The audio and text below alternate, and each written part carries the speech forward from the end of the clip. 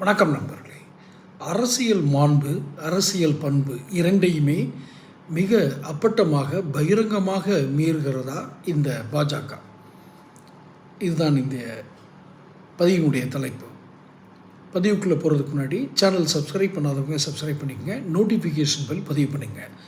அரசியல் மாண்பு, அரசியல் பண்பு இதெல்லாம் இந்த பாஜகவுக்கு மற்ற மாநிலங்களில் மீறி இருக்கிறது என்பதை நாம் சட்டப்பூர்வமாக சொல்கிறோமோ இல்லையோ மிக வெளிப்படையாக தெரியும். ஜெயிக்கிற கட்சியை கட் பண்ணி எடுக்கிறது, எந்த மாநிலத்தில் தங்களுடைய செல்வாக்கு சரிந்திருக்கிறதோ அங்கு சித்து விளையாட்டு விளையாடுறது, இதெல்லாம் பாஜக எப்போதுமே செய்கிறது தான் அப்படிங்கிறது சாமானிய மக்களும் புரிஞ்சுக்கிற விஷயந்தான். ஆனால் இவர்கள் எங்கே ஜெயிச்சிருக்காங்க அப்படின்னா, அந்தந்த மாநிலத்தில் நிலவக்கூடிய மாநில கட்சிகளின் மீது இருக்கக்கூடிய வெறுப்புணர்வை இவர்கள் பயன்படுத்தி கொண்டு ஜெயித்து விடுகிறார்கள். மற்றபடி பாஜக தன்னுடைய அரசியல் சாதுரியம் என்று சொல்ல முடியாது, அரசியல் சூன்யம் என்று தான் சொல்ல வேண்டும். அரசியல் சித்து விளையாட்டு என்று நாகரிகமாக கடந்து போக கூட முடியாது. காரணம், இந்த மேஜிக், பிளாக் மேஜிக், இதை ஏற்கனவே நான் பதிவு போட்டிருக்கேன். சில பொம்மைகளை வைத்து விளையாடுவார்கள்.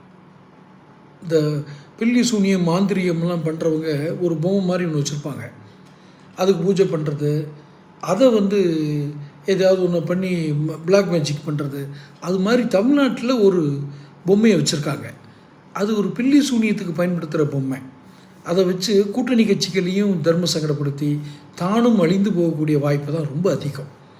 இந்த என்டிஏ கூட்டணி தோற்குது எதிர்காலத்தில் வர்ற சட்டசபை தேர்தல் 2026 இந்த என்டிஏ கூட்டணி தோற்குது அப்படின்னாலே இந்த பாஜகனுடைய சூனிய விளையாட்டு தான் காரணமாக இருக்கும் இல்லையா? வேறு இந்த மாந்திரிகம், இந்த மாதிரி விளையாட்டு, இந்த பொம்மையை வச்சு பண்ணுற விளையாட்டு தான். அந்த பொம்மை யாருங்கிறது உலகத்துக்கே தெரியும், நானே போட்டேன் என்னுடைய சேனலில். அப்படி ஒரு அநாகரிகமான பொம்மை, அதுக்கு எந்த மாண்பும் இல்லை, எந்த ஒரு நாகரிகமும் கிடையாது.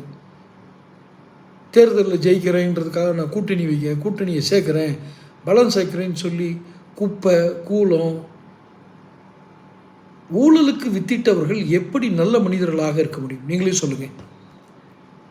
ஊழலுக்கு வித்திட்டவர்கள், ஒரு அப்பாவி பெண்ணின் முன்னாள் முதலமைச்சர் ஜெயலலிதா அம்மையாருடைய வாழ்க்கையை சீரழித்து நாசமாக்கியவர்களை கூட்டணிக்குள் சேர்த்தால்தான் நமக்கு வாக்கு கிடைக்கும்னு சொல்கிறவன் எப்படி நல்லவனாக எப்படி இருக்க முடியும்?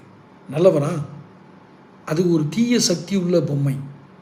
அந்த பொம்மையை வச்சு தான் நீங்கள் விளையாடுறீங்க. அந்த பொம்மையே உங்களை அழிக்கும். தொடர்ந்து பேசுவோம். சேனல் சப்ஸ்கிரைப் பண்ணிக்கங்க.